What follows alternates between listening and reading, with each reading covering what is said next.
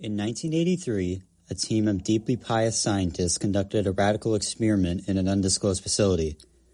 The scientists had theorized that a human without access to any senses or way to perceive stimuli would be able to perceive the presence of God. They believed that the five senses clouded our awareness of eternity, and without them, a human could actually establish contact with God by thought. An elderly man who claimed to have nothing left to live for was the only test subject to volunteer. To purge him of all his senses, the scientists performed a complex operation in which every sensory nerve connection to the brain was surgically severed. Although the test subject retained full muscular function, he could not see, hear, taste, smell, or feel.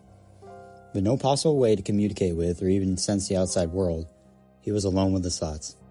The scientists monitored him as he spoke aloud about his state of mind in jumbled, slurred sentences that he couldn't even hear.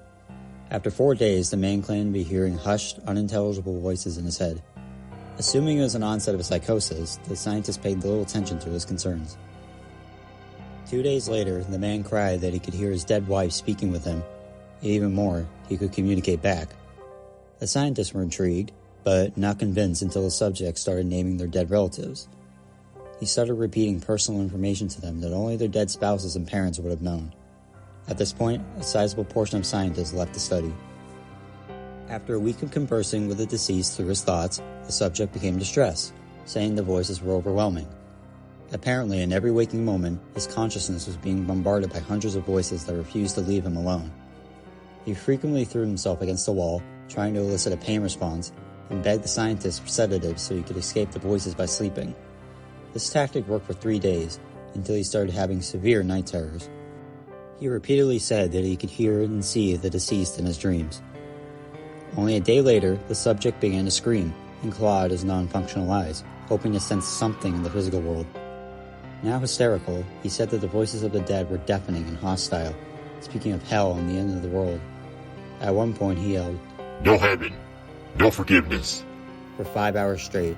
He continually begged to be killed, but the scientists were convinced that he was close to establishing contact with God. After another day, the subject could no longer form coherent sentences.